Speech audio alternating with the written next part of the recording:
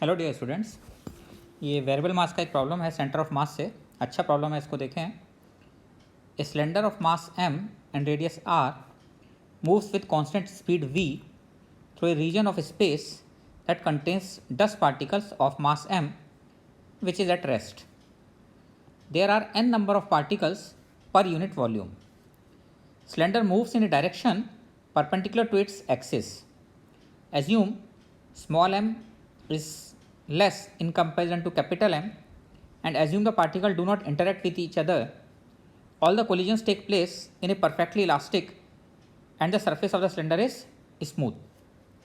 The drag force per unit length of the cylinder requires to maintain the speed v constant for the cylinder when it has entered in the region is k by 3 nm rv square. Find the value of k. Basically k की value हमें calculate करनी है।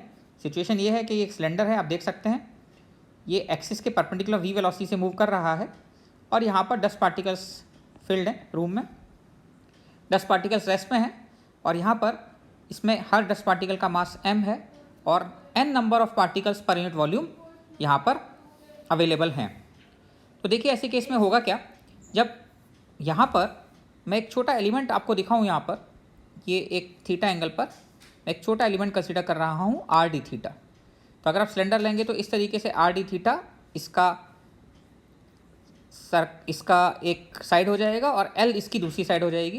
तो एक rectangle type बनेगा R D theta into L का।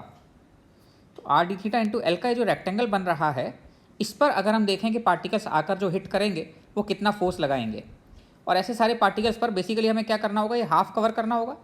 इस half पूरे पर पार्टिकल्स आकर हिट कर रहे होंगे। तो बेसिकली थीटा की जो लिमिट होगी वो हम कह सकते हैं कि -π/2 से लेके +π/2 तक अगर हम इंटीग्रेट कर देंगे फाइनली थीटा की टर्म्स में फोर्स निकाल कर, तो नेट फोर्स आ जाएगा। थीटा यहाँ पर मैंने इसी चीज़ को, इसी स्मॉल एलिमेंट को लेकर यहाँ पर आपको शो किया है। इसको देखें, ये इसका टॉप व्यू है। इसमें से हमने थीटा एंगल पर एक small element R D theta लिया है और ये आर डी थीटा अंदर की तरफ जा रहा है, एल लेंथ है। तो आर डी थीटा ये हो गया और एल लेंथ अंदर की तरफ हो गई। ये आपके पास एक रेक्टेंगल बन जाता है। इसमें 10 पार्टिकल्स अगर v वेलोसिटी से आ रहे हैं और परफेक्टली इलास्टिक कोलिजन है, तो आपको पता है कि जितना नॉर्मल से जितने एंगल पर आएंगे 10 पार्टिकल्स, नॉर्मल से उतने ही एंगल पर रिबाउंड हो जाएंगे। तो यहाँ पर अगर ये v वेलोसिटी से आए हैं नॉर्मल से थीटा एंगल पर, तो नॉर्मल से थीटा एंगल पर रिबाउंड हो जाएंगे। ऐसे केस में इसका change in velocity delta v that will be equal to 2v cos theta. ये आप लोगों को पता ही है, बिकॉज ये वाला कंपोनेंट v sin थीटा तो कांस्टेंट रहेगा, ये इनिशियल और फाइनल वेलोसिटी दोनों में आएगा। तो v cos थीटा जो इसके अलॉन्ग आएगा, v cos theta final velocity इधर है और इनिशियल v cos थीटा इधर थी, तो 2v cos थीटा का चेंज हो जाएगा।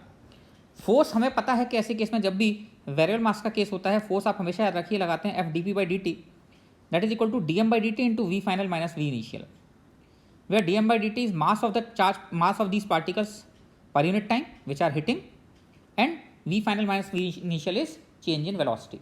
अगर आप इसको वेक्टर फॉर्म में लिख देते हैं तो फोर्स वेक्टर फॉर्म में आ जाएगा। नाउ dm/dt कैलकुलेट करना है, v final minus v initial तो हमें पता है कि 2v cos थीटा है, तो इसमें हम वैल्यूज पुट कर देंगे और फिर -π/2 से +π/2 तक इंटीग्रेट कर देंगे तो हमारे पास आंसर आ जाएगा। तो ज़रा ध्यान दीजिए, आप देख सकते हैं कि ऐसे केस में होगा क्या, फोर्स भी किधर लगेगा, फोर्स लगेगा नॉर्मल के अलॉन्ग। आपको पता है कि जब भी कोई पार्टिकल हिट करता है v वेलोसिटी से, मान लीजिए हिट किया और इधर v वेलोसिटी से वापस जाएगा थीटा एंगल पर, तो जो फोर्स लगेगा वो फोर्स सरफेस पर नीचे की तरफ लगेगा और पार्टिकल्स पर ऊपर की तरफ लगेगा, कॉमन नॉर्मल के अलॉन्ग लगता है। तो यहाँ पर इसकी वजह से जो फोर्स लगेगा वो df इधर लग रहा होगा। ऐसे एक एलिमेंट अगर आप यहाँ लेंगे तो इस पर df फोर्स इधर आएगा पार्टिकल्स पर, और पार्टिकल्स पर df फोर्स जिधर आएगा उसके अपोजिट डायरेक्शन में सिलेंडर पर फोर्स लग रहा होगा। तो हम कह सकते हैं कि इसका df cos थीटा अगर ले लें और df cos थीटा लेके इसको इंटीग्रेट कर दें फ्रॉम -π/2 टू +π/2, तो ये आपके पास टोटल रिजल्टेंट फोर्स हो जाएगा। तो ज़रा देखिए, यही हम करने जा रहे हैं। अब dm/dt कैसे निकालेंगे, dm/dt होगा projected volume into n number of particles per unit volume है, तो प्रोजेक्टेड वॉल्यूम को n से मल्टीप्लाई कर देंगे और मास ऑफ वन पार्टिकल ले लेंगे, तो ये क्या हो जाएगा, dm/dt हो जाएगा, यानी कितना मास पार्टिकल्स का पर यूनिट टाइम इसको हिट कर रहा है। इसके लिए थोड़ा ये समझने की कोशिश कीजिए, जैसे मैं छोटा सा एलिमेंट, ये वाला जो एलिमेंट है, ये आर डी थीटा जो एलिमेंट ले रहे हैं, इस आर डी थीटा एलिमेंट को ऐसे आर डी थीटा है और थोड़ा आगे जाकर ये इस तरीके से हो जाएगा। तो इस वाले रीजन में जितने 10 पार्टिकल्स आ रहे होंगे, 10 पार्टिकल सारे के सारे इसको हिट कर जाएंगे। तो तो यहाँ पर आप समझने की कोशिश कीजिए कि ये आर डी थीटा है, 1 सेकंड में कितना डिस्टेंस ट्रैवल करेगा, वी मीटर ट्रैवल करेगा। तो पर सेकंड हमें निकालना है dm/dt, यानी 1 सेकंड में कितना मास आएगा। तो 1 सेकंड में कितनी डिस्टेंस ट्रैवल करेगा, ये वी मीटर ट्रैवल करेगा। इस केस में अगर मैं इसका प्रोजेक्टेड लेंथ लूँ तो ये है D theta, R D theta. तो R D theta into cos theta ये वाली लेंथ हो जाएगी, R D theta into cos theta ये वाली लेंथ हो गई, और एल लेंथ अंदर की तरफ है। तो जो प्रोजेक्टेड ये वाली लेंथ हुई ये R D theta cos theta हो गई, अंदर की तरफ ये क्या हो गई, एल हो गई, और इधर ये क्या हुआ, वी लेंथ हो गई।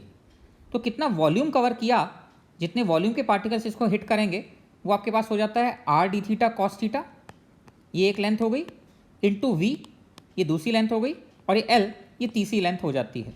तो जो क्यूबॉइड बन रहा होगा इस तरीके से, इसके अंदर क्यूबॉइड के अंदर जितने डस्ट पार्टिकल्स होंगे ये सारे के सारे डस्ट पार्टिकल इसको हिट कर रहे हैं।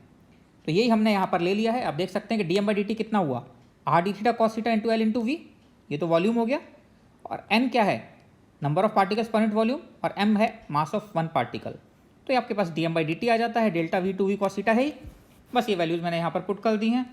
इसमें आपको इसको सॉल्व करते हैं तो आपके पास ये रिजल्टेंट आ रहा है mn(v²r) into cos cube theta.